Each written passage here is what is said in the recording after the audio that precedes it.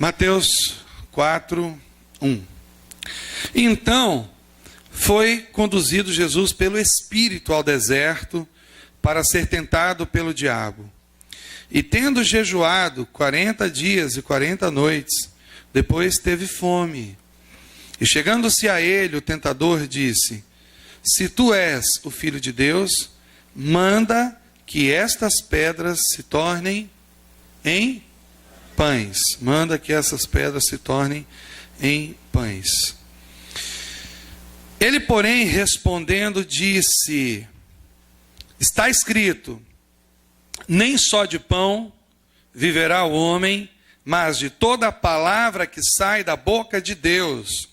Então, o diabo o transportou à cidade santa, e colocou-o sobre o pináculo do templo, e disse-lhe: se tu és o Filho de Deus, lança-te daqui abaixo, porque está escrito, aos seus anjos dará ordens a teu respeito, e tomar-te-ão nas suas mãos, para que nunca tropeces em alguma pedra. Disse-lhe Jesus: também está escrito, não tentarás o Senhor teu Deus. Novamente o transportou o diabo a um monte muito alto, e mostrou-lhe todos os reinos do mundo e a glória deles. E disse-lhe: tudo isso te darei, se prostrado me adorares. Então disse-lhe Jesus: vai-te, Satanás. Diga comigo: vai-te, Satanás. Às vezes você precisa ter essa postura na sua casa. Vai-te, Satanás, volta para o inferno que você veio, cão. Amém? E às vezes a gente fica ouvindo o trololó do diabo, e aí cai na conversa dele. Vai-te, Satanás, porque está escrito: ao Senhor teu Deus adorarás, e só a Ele servirás. Então o diabo o deixou, e eis que chegaram os anjos e o serviram. Amém? Amém. Fecha os teus olhinhos. Como diz o baiano, bora orar. Amém? Vamos orar. Fecha os teus olhos. Pai, nós estamos diante da tua palavra, Senhor, que é poderosa, tão antiga, mas tão atual, tão renovada, tão coerente com as nossas necessidades, com os nossos problemas, e tão apta para operar nos nossos dias como nos dias de antigamente. Nós somos teus, e aqui está a tua hora. Aliás, todo o culto é a tua hora. E nós nos reunimos aqui porque precisamos do Senhor. Nós não nos reunimos aqui para colocar o Senhor na parede, para dar ordens ao Senhor, não. Nós nos reunimos aqui porque o Senhor é Deus e nós somos os teus filhos amados. E como filhos amados queremos obedecer ao Senhor. Pai, nós queremos desenvolver uma relação profunda de amor e amizade com o Senhor, na qual essa relação será baseada na tua graça e no teu amor. E nós receberemos as instruções, as direções e os mandamentos que são sempre para o nosso bem. E vamos obedecê-los. E vamos crescer em ti. Em nome de Jesus. Amém. Amém. Alguns anos atrás, aconteciam umas coisas muito interessantes. Pelo menos a gente pode se lembrar, eu posso me lembrar. Eu era garoto lá em Vitória. E sempre quando meu pai me levava na praia, a gente passava perto de uma obra inacabada, e tinha uma ponte muito grande, chamada Terceira Ponte, lá em Vitória, que liga Vitória a Vila Velha. E eu lembro que eu olhava aquela ponte e eu ficava pensando quando aquilo ia terminar, quando aquela obra iria acabar. E antigamente era muito comum isso, né? O poder público começava uma obra e não terminava, demorava para terminar, né? Aqui mesmo em Salvador nós temos um exemplo, né? O metrô começou mais ou menos em 1998 e durou muitos anos até até terminar essa obra, e a gente passava ali na Bonocô e via aqueles pilares, via aquela estrutura, e a gente se perguntava, quando isso vai ficar pronto? Quando essa obra vai poder servir à comunidade? E eu lembro que papai levava a gente quando criança para a praia, e quando eu passava ali em Vila Velha e via aquela estrutura da ponte começada, mas inacabada, eu ficava me perguntando quando aquilo iria terminar. E lembro de quando terminou. Depois de muitos anos, a gente eu servindo o exército com a turma, e o quartel é literalmente debaixo daquela ponte, e agora eu ficava no quartel olhando para aquela ponte, tirando guarda de noite. Quem sabe do que eu estou falando? É uma delícia tirar guarda, né? Você com um fuzil nas costas, 2 horas da madrugada, né? Ali em pé, né? As muriçocas vindo, te picando. Aí eu ficava olhando, meu Deus, quando eu vou passar nessa ponte pela última vez e vou olhar aqui para baixo e vou dizer, nunca mais. E eu fiquei com tanto trauma do quartel que eu não fui lá assinar nada. Depois de anos, eu voltei lá para pegar meu certificado. E eu não queria nem carimbar nada, que eu ficava com medo de chegar lá e alguém, você vai ficar aqui de novo, volte. Então eu ficava pensando, né, naquelas obras inacabadas. E sabe que é interessante pensar que eu e você, nós estamos num processo tremendo e maravilhoso de Deus. Por isso que nós temos que ter paciência uns com os outros. Porque, no fundo, eu e você somos ainda obras inacabadas de Deus. Deus está trabalhando em nós. Deus está trabalhando na nossa vida. Deus está trabalhando no nosso coração e principalmente no nosso caráter. E é sobre isso que eu queria falar hoje à noite. E para falar disso, eu gostaria de falar de como o inimigo atua para, muitas vezes, tentar atrapalhar, tentar prejudicar essa obra de Deus em nossa vida. Então, nós precisamos entender que Deus deseja começar a sua obra e terminar. Deus tem um prazo, Deus não é como os homens, Ele não começa e não tem expectativa de terminar. Deus deseja terminar a sua obra em mim e em você também. E às vezes nós temos Deus como tardio, e é importante a gente pensar que Deus não tarda, Deus também não falha, como diz o ditado. E é importante a gente saber que não importa muito bem como essa obra começou, o importante é como ela vai terminar. E um dos aspectos que nós precisamos compreender muito bem é que a obra de Deus em nós passa por uma coisa chamada conversão. E é importante você saber disso, é importante você entender isso. Você é uma pessoa convertida? Você já teve uma experiência de transformação com Deus, aonde algo morreu em você e algo nasceu em você? Você já teve uma experiência de transformação, de regeneração? Você é uma pessoa que se permitiu ser crucificada para que algo novo, uma nova criatura pudesse nascer dentro de você? A obra passa por esse veio. A obra de Deus em nós passa necessariamente pela conversão. E o que é conversão? A conversão, falando de uma forma muito popular, é um momento na nossa vida que nós deixamos de ouvir Satanás. A conversão é um momento na nossa vida onde nós deixamos de entender e de crer nas obras do diabo e passamos a entender e crer nas obras de Deus. A conversão não é somente uma transformação interior, mas a conversão é também uma mudança de reino, aonde nós somos transportados, tirados do império das trevas, algo bem menor, e transportados para o reino. Conversão é mudança de posição. Nós estávamos no império e agora nós fomos transportados para o reino. Por isso que Jesus diz, é chegado o reino de Deus. Conversão é mudança de posição, onde nós somos tirados do império das trevas e levados para o reino do Filho do seu amor, ou o reino amoroso do seu Filho.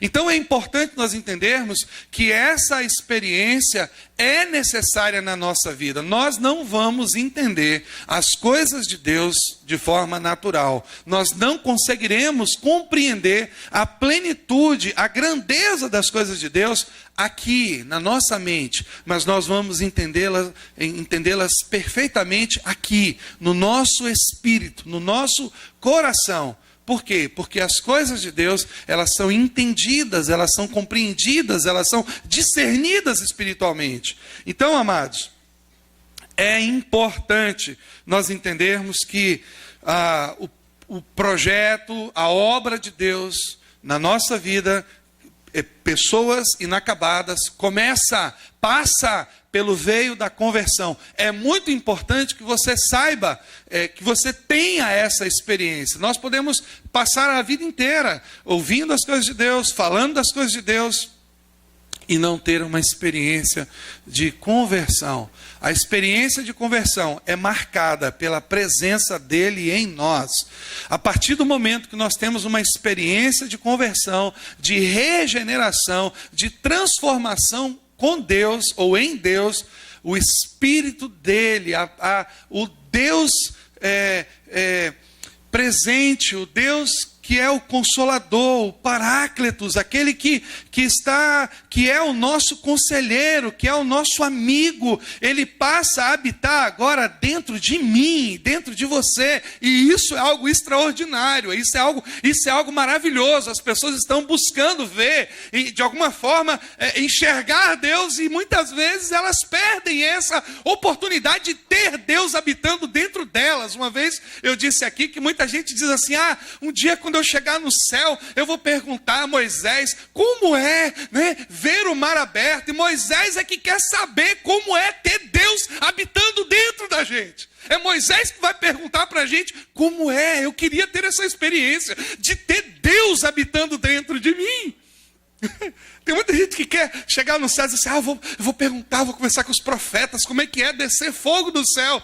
E amados, a Bíblia diz que muitos almejaram esse momento que nós estamos vivendo hoje. Muitos profetas queriam estar aqui, tendo o Espírito habitando dentro deles, como nós temos, mas isso é fruto de uma transformação, de uma experiência com Deus. A Bíblia diz em Lucas 14 o seguinte: se um de vocês quer construir uma ponte, eu vou ler na Nova Tradução na linguagem de hoje, uma torre. Se um de vocês quer construir uma torre, primeiro senta e calcula quanto vai custar, para ver se o dinheiro dá. Se não fizer isso, ele consegue colocar os alicerces, mas não pode terminar a construção. Aí todos os que virem o que aconteceu vão caçoar dele, dizendo, esse homem começou a construir, mas não pôde terminar. Lucas 14, 28. Aqui nós temos já um ponto diferente de destaque. Tudo o que Deus começa, ele termina. Nós temos essa garantia. Tudo o que Deus começa, ele termina. A sua disposição, amados, a disposição de Deus é algo tão grande, tão maravilhosa, que envolve o seu trabalho em nossa vida. E a palavra do Senhor continua dizendo, Paulo aos Filipenses, pois eu estou certo de que Deus, que começou esse bom trabalho na vida de vocês, vai continuá-lo até que ele esteja completo no dia de Cristo. Deus está trabalhando na sua vida do dia da sua conversão, aliás, antes dela, Deus começa a trabalhar, o Espírito dele começa já a trabalhar no nosso coração, antes mesmo da nossa conversão, passa pela conversão, e esse trabalho vai até o dia de Cristo, até o dia que nós nos encontraremos com Cristo. O trabalho de Deus na nossa vida vai ser concluído no momento em que nós formos glorificados, transformados na semelhança de Cristo. Isso é glorificação. Deus está trabalhando em nós. Deus está trabalhando através de nós, apesar de nós. Amém? E no que depender de Deus, nós chegaremos até o fim da jornada cristã. E quando Cristo voltar, Ele nos levará para junto dEle. Isso é um fato. Amém? Você crê mesmo nisso? Amém mesmo? Amém. Então, Deus está trabalhando em nós. Agora preste atenção, porque existe um aspecto que é o nosso caráter, que significa a nossa personalidade moral. Deus trabalha no nosso espírito, aquela parte em nós que não tinha comunhão com Deus, que morreu lá no Éden, quando Deus fala com Adão: se você comer disso, desse fruto, desse elemento, você vai morrer. E Deus não está falando ali apenas da parte física, do aspecto físico, mas daquele aspecto, daquele relacionamento, daquela comunhão. Morte, nós sabemos muito bem o que é separação. E Deus está falando para Adão assim: olha, se você comer desse fruto, se você comer do fruto do conhecimento do bem e do mal, você vai se separar de mim, você vai morrer. E nós sabemos que o homem morre primeiro espiritualmente. Nós já nascemos mortos em nossos pecados e delitos. É uma contradição, né? Nascemos mortos. Por que nós nascemos mortos? Porque é aquela parte que tinha relacionamento, que tinha comunhão com Deus, foi sacrificada, foi morta no dia em que Adão e Eva pecaram contra o Senhor. Eles se afastaram espiritualmente de Deus. E o que é a conversão? A conversão é o renascimento dessa parte espiritual. Regeneração é isso, amados. Nós somos nova criatura. A Bíblia não diz que nós somos reformados, consertados. Nós somos nova criatura. Aquele que está em Cristo, nova criatura é. As coisas velhas ficaram para trás e eis que absolutamente tudo se fez novo. Aleluia, glória a Deus. Deus fez uma obra completa em nós. Nova criatura. E essa nova criatura é a parte de nós que se comunica, que tem comunhão, que se relaciona com Deus, que é edificada. E é interessante que a nossa alma não. O nosso caráter não. Interessante que o nosso caráter, que significa a nossa personalidade moral, ela precisa ser transformada e ela está sendo transformada. E é interessante a gente pensar que alguns inimigos da vida cristã vão ser enfrentados no decorrer da nossa vida cristã. E é interessante que esses inimigos agora, antes da nossa conversão, eram os nossos aliados. Olha que coisa interessante. Aquilo que hoje é o nosso inimigo, antes era o nosso aliado. E é interessante pensar que esses nossos aliados, antes de estarmos em Jesus, agora se tornam os nossos inimigos. E quais são?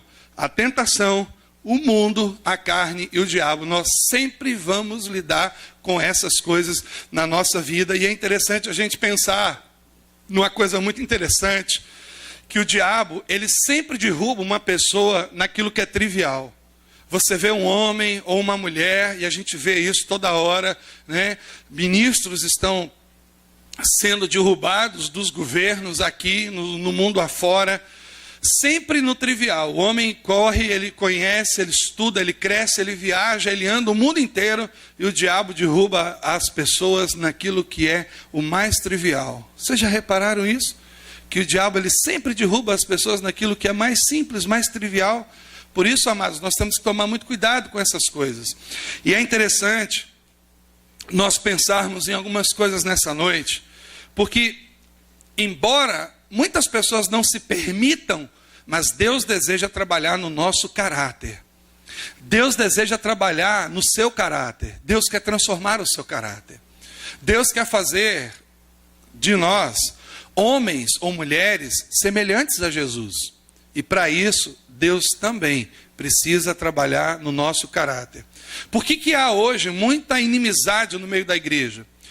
Por que há hoje, muitas vezes, no meio da igreja, muita separação de casais? Por que há brigas entre irmãos, confusão, ódio, discórdia, dissensão, iras, pelejas, tudo aquilo que a gente vê, que Paulo está falando que vai acontecer bem lá no mundo, mas a gente vê isso hoje muito claro dentro da igreja.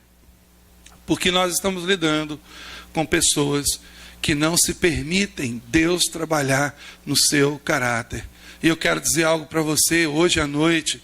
Custe o que custar, Deus vai trabalhar no seu caráter. Doa o que doer, Deus vai trabalhar no seu caráter. Deus vai trabalhar no seu caráter, amados. E muitas vezes Ele faz como Ele fez com aquele povo lá no deserto. Ele leva o povo para circunstâncias, né? Circunstâncias difíceis, para que nós possamos ser tocados, trabalhados, ministrados. Deus ama trabalhar em nós. Deus ama trabalhar no nosso caráter. Mas nem sempre nós amamos o trabalhar de Deus no nosso caráter, porque dói. Porque dói, amados. Sabe que eu queria pensar em alguma coisa com vocês nessa noite, sobre essa questão da tentação. Um inimigo muito forte da nossa nova vida é a tentação. É interessante a gente perceber e compreender. Eu já ouvi de algumas pessoas: ah, pastor, porque a carne é fraca. A carne é fraca, né? Às vezes dá vontade de dizer: a carne é fraca, o espírito ainda é sem vergonha.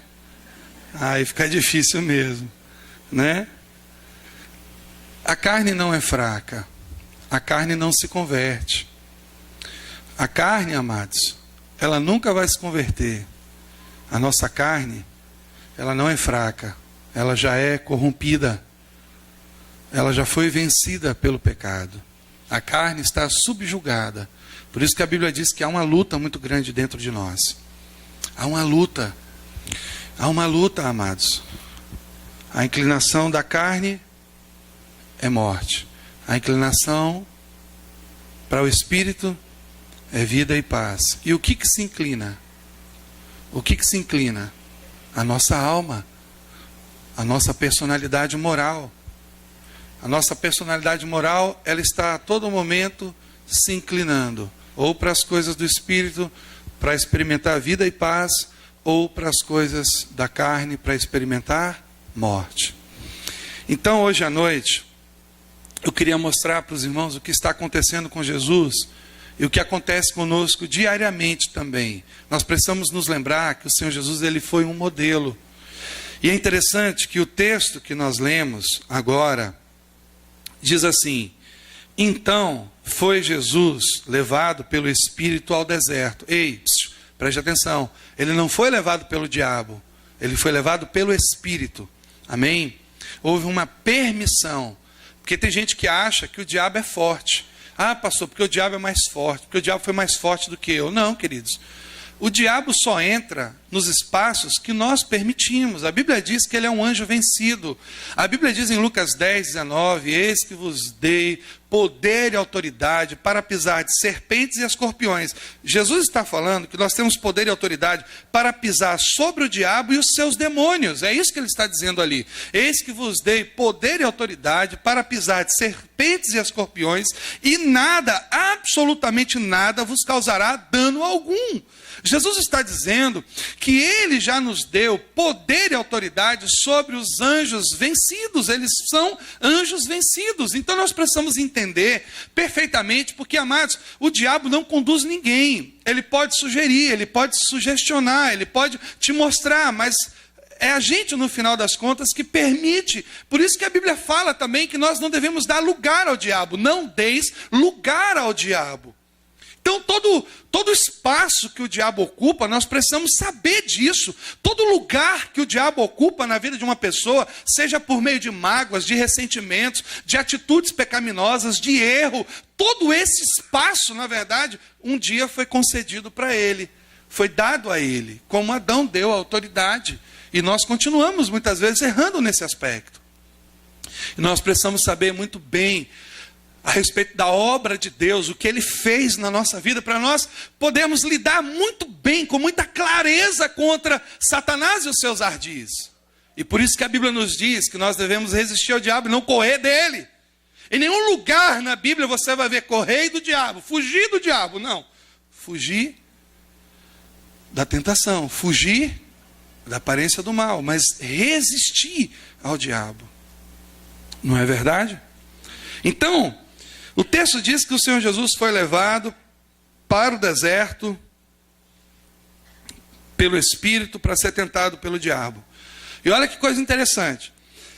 Se você voltar um pouquinho nesse texto, você vai perceber, e eu vou voltar aqui, pena que não dá para mostrar para vocês, mas no capítulo 3 de Mateus, lá no último versículo, se você puder me acompanhar aí, no último versículo do capítulo 3, você vai ver aquele momento histórico do batismo de Jesus, onde uma voz do céu, bem clara, audível, diz assim: eis que uma voz do céu dizia: este é o meu filho amado, em quem eu tenho prazer. Pronto. O capítulo 3 termina assim. Jesus ouve uma voz, as pessoas que estavam ali ouviram uma voz muito clara, vinda do céu, dizendo: ei, esse aí é meu filho amado, é meu filho que está aí. Gente, é meu filho. Sabe aquele pai orgulhoso, que quando o menino está lá, não é, se destacando, aí a pessoa está ali e diz: ó, é meu filho, viu? Ali é meu filho. Deus fez exatamente isso. Aí é meu filho. E no capítulo 4, agora, quando nós observamos a tentação, nós vamos observar umas coisas interessantes, porque a Bíblia diz que ele foi levado pelo Espírito ao deserto para ser tentado, e depois de jejuar 40 dias e 40 noites, a Bíblia diz que é normal, gente. O Filho de Deus teve fome. Se você ficar 2 dias sem comer, você vai ficar morrendo de fome. Imagine um homem jejuando 40 dias e 40 noites. Então, o que acontece aqui?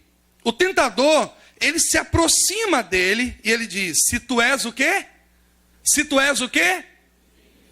A tentação não está tratando da questão dele poder ou não fazer milagres, dele poder ou não transformar pedras em pães, mas a tentação é uma tentação da identidade. E até hoje nós somos tentados com relação à identidade. Por isso que a gente vê muita gente orando da seguinte forma: Pai, tem misericórdia de mim, eu sou pecador miserável. Eu detesto ouvir essas orações. Sabe por quê, amados? Nós não somos pecadores miseráveis. As pessoas que tiveram uma experiência de transformação, de regeneração com Jesus, elas foram transportadas da posição de pecadoras e miseráveis para filhas. E o Romanos fala sobre isso, que o nosso espírito testifica com o Espírito de Deus que nós somos filhos de Deus.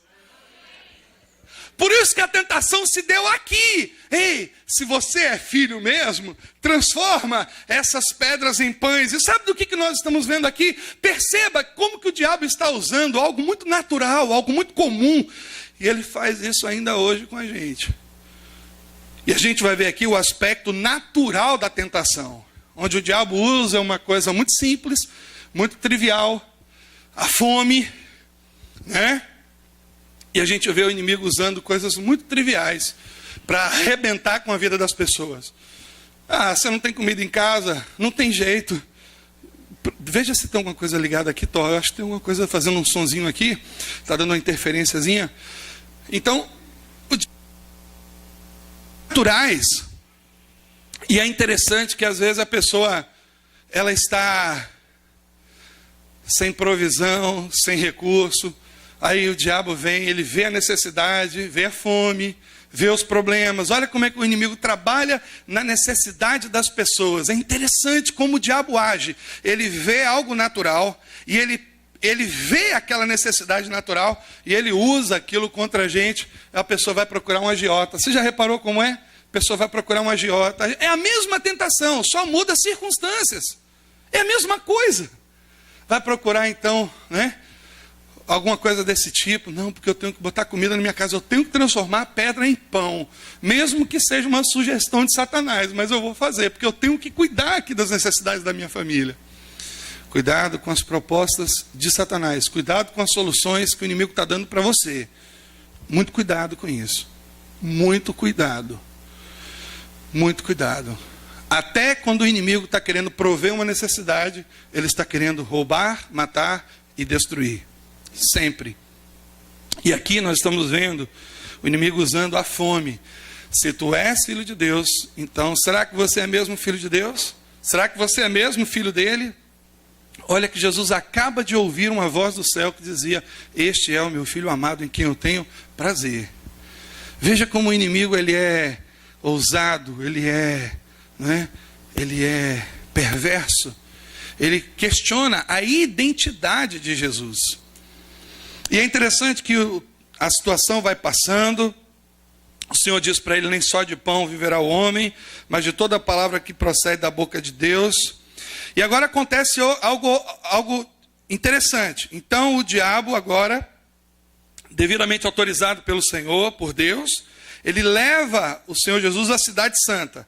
Coloca ele lá em Jerusalém, na parte mais alta do templo, e diz assim: se tu és o Filho de Deus, olha novamente a identidade, a tentação na identidade. Se tu és o Filho de Deus, lança-te daqui para baixo, pois está escrito: ele dará ordens aos seus anjos a seu respeito, e com as mãos te segurarão. E aqui nós estamos vendo o diabo, agora ele não está usando mais uma necessidade, uma fome, mas ele está usando agora uma virtude. Você já percebeu que o diabo ele sempre age assim? Se ele não consegue derrubar você na sua necessidade, ele vai tentar derrubar você na sua virtude, nas suas capacidades. E a gente tem visto isso. E aqui é o aspecto sobrenatural da tentação. Não o sobrenatural no sentido de que nós não vamos poder resistir. Mas o seguinte: se Deus lhe deu algo, se você tem algo de Deus, da parte de Deus, ele vai tentar usar aquilo contra você. É assim que ele faz. Se tu és o Filho de Deus, joga-te daqui para baixo. Sabe por quê? Porque os anjos vão sair voando lá do céu e vão te segurar. E ele usa agora a virtude, não é? Ele sabe que Jesus é o Filho de Deus. E é interessante que o Senhor Jesus diz para ele: também está escrito: não ponha à prova o Senhor, o seu Deus. Sabe o que Jesus fala com Satanás? Ei, você sabe com quem você está falando? Você está falando com o seu Deus. Depois o diabo levou a um monte muito alto e mostrou-lhe todos os reinos do mundo e o seu esplendor. E disse: tudo isso te darei se prostrado me adorares. E aqui é o aspecto da autoridade. Satanás tenta a Jesus em relação à autoridade. Fome, virtude e autoridade. É o aspecto legal da tentação. O que Satanás está querendo aqui? Da mesma forma que ele tomou de Adão, olha como ele tentou de novo o segundo Adão, da mesma forma que o primeiro Adão. Olha só como as circunstâncias da tentação. Primeiro por alguma comida, depois por alguma virtude. Não, ele não fala assim com Adão? Não, você vai ser como Deus. Ele faz isso com Adão, ele joga a virtude de Adão contra ele. E agora ele está fazendo a mesma coisa. Ele quer tirar a autoridade que o pai havia dado ao filho. E agora acontece algo tremendo, porque a tentação, ela assume um aspecto legal, no sentido de que se eu conseguir tirar a autoridade dele, então está tudo acabado, porque eu já tomei do primeiro Adão, e agora eu vou tomar do último Adão. E o que acontece aqui? Acontece uma ordem, uma palavra: retira-te daqui. E nós precisamos entender que esse é um aspecto que nós temos também. Ei, Satanás, você sabe com quem você está falando? Você está falando com o Filho do Homem. Retira-te daqui, saia daqui, bata em retirada, em nome de Jesus.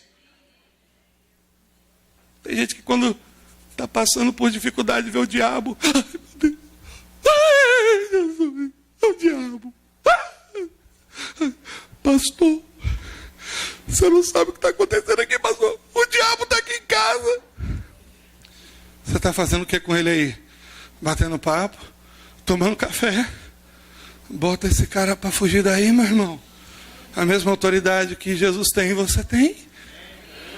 Ei, manda ele sair daí. Manda ele se retirar daí. Eu lembro de uma história muito interessante. E não é a história da carochinha, não. Isso aconteceu lá em Vitória. E o pastor estava pregando, e um camarada perturbando lá na porta da igreja. E chega um irmão: pastor fulano está endemoniado lá, e está atrapalhando lá no culto. Aí ele chama a filhinha dele, do tamanho de Fernandinha assim, e diz: filha, vem cá. Vai lá, fala para aquele homem que é para ele ficar quieto em nome de Jesus. Aí a criança vai lá. Sei. Aí chamou ele e disse: o cara endemoniado.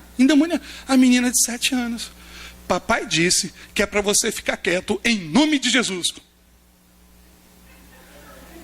Ficou o culto todo.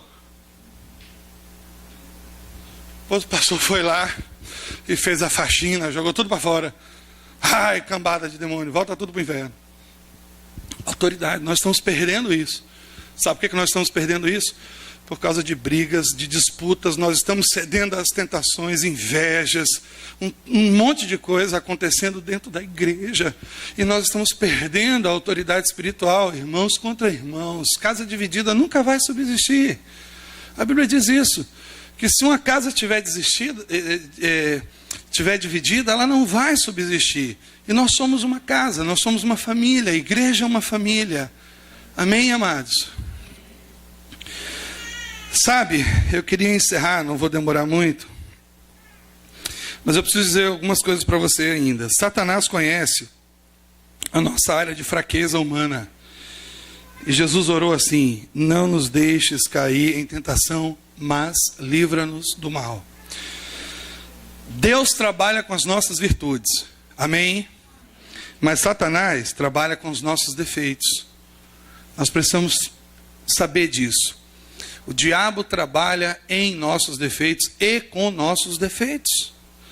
Então hoje, nós precisamos de clareza a respeito disso, porque Tiago diz algo muito importante. Ai, por que Deus está me tentando? Por que Deus está deixando eu passar por isso? Ninguém, ao ser tentado, diga: sou tentado por Deus. Porque Deus não pode ser tentado pelo mal.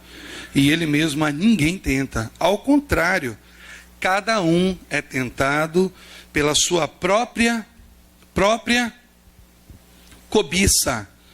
Quando esta o atrai e seduz. Então, a cobiça, depois de haver concebido, dá lugar ao pecado, dar à luz o pecado.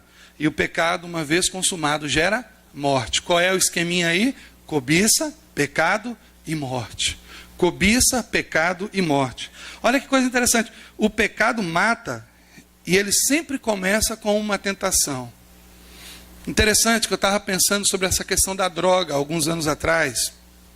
E pensando, meu Deus, a droga é a personificação do pecado, é a materialização do pecado.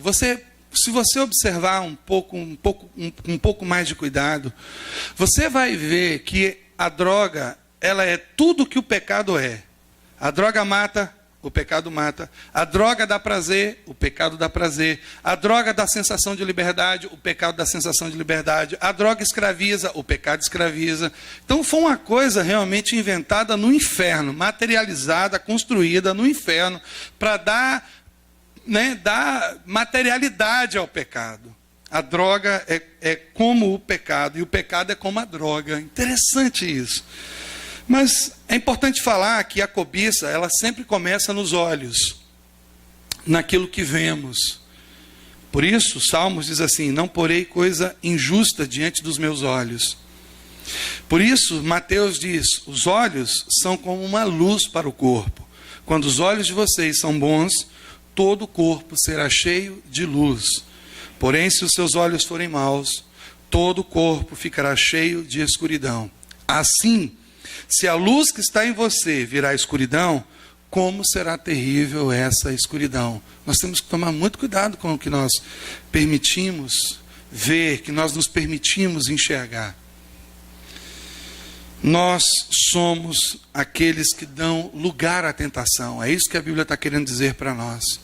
Não há tentação senão humana. Fiel é Deus, que vos dará também o escape. Nós estamos sendo tentados e facilmente derrubados nesses últimos dias. Toda hora a gente ouve falar de um cantor, de um pastor, de um irmão, de um líder, de alguém que cedeu à tentação, de alguém que tropeçou, de alguém que enganou, que mentiu, que roubou, que fez e que aconteceu. Onde estão os valentes? Será que vai ser o pequeno Rafael apenas? Onde estão os valentes? Uma coisa que eu acho interessante, que eu vi no livro, uma vez num livro de Charles Swindoll, e ele falando que José certamente era alguém que o diabo que valia a pena tentar. José era alguém que o diabo tinha muito prazer em derrubar, porque era um jovem fiel, era um garoto, aquele garoto era um garoto diferente. Às vezes nós lemos a Bíblia e nós não conseguimos entender, a gente acha assim, porque Deus deve ter algum filho preferido, algum filho predileto. E a gente lê que tudo que José fazia, a Bíblia diz, Deus era com ele. O que José colocava a mão, prosperava. José era aquele tipo de gente que se você desse a ele um saco de pipoca e um carrinho, virava uma empresa, virava uma pipocaria. Pipoca gourmet. Pipoca do Egito. José era esse tipo de gente.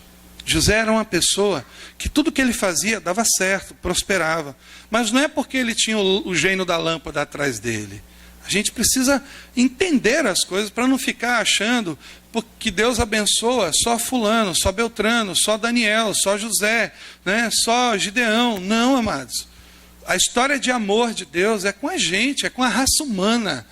Deus não mandou o seu filho morrer por causa de José, por causa, né, apenas de José, de Daniel, de Sadraque, Mesaque e Abidênago. Não, amados. Mandou por mim, por você, pessoas normais. Alô? Amém?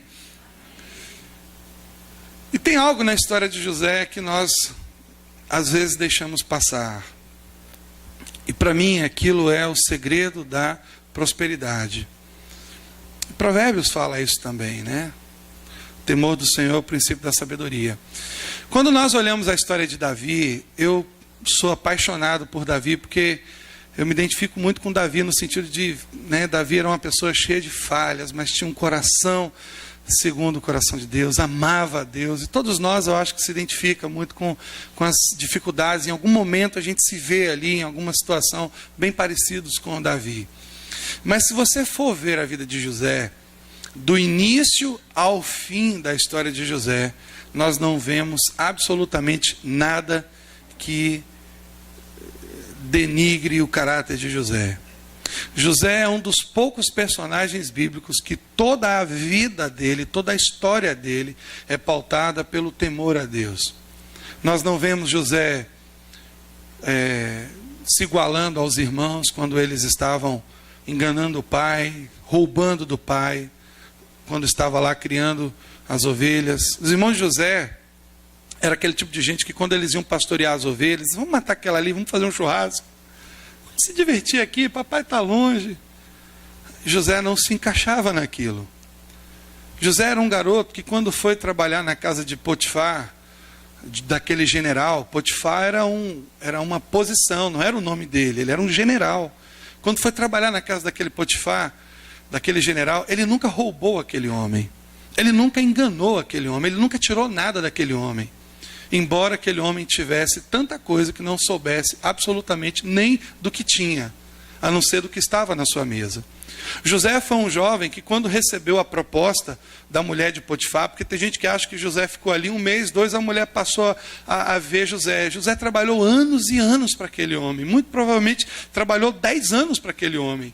E depois de 10 anos, aquela mulher viu a graça de Deus em José, e o diabo colocou no coração daquela mulher dizendo o seguinte: olha, esse aí vale a pena você arrebentar, esse aí vale a pena você destruir.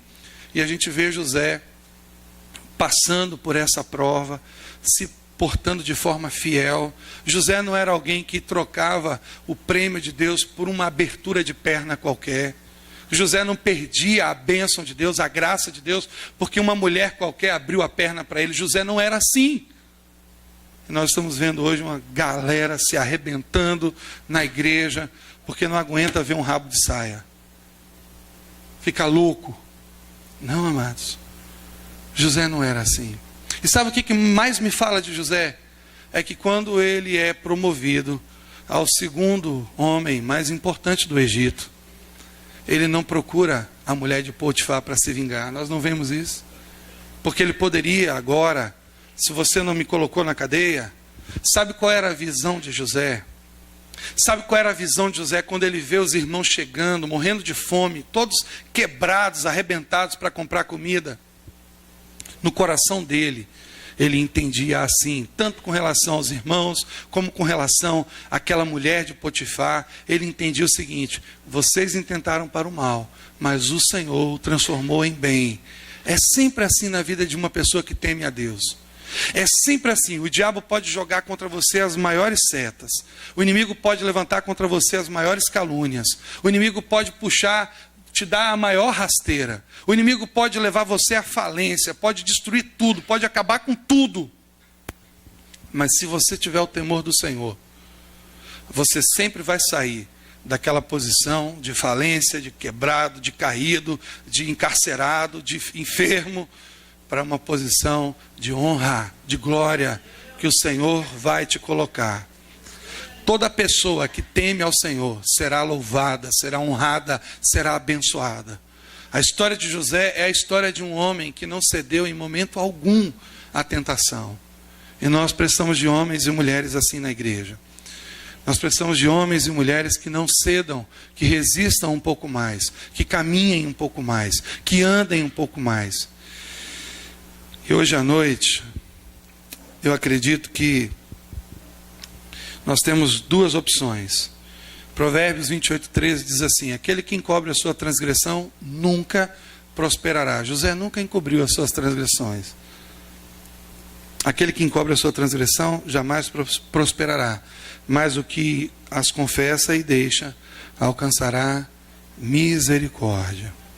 Nós temos João falando algo tremendo: se confessarmos os nossos pecados a Deus, Ele cumprirá a sua promessa e fará o que é correto.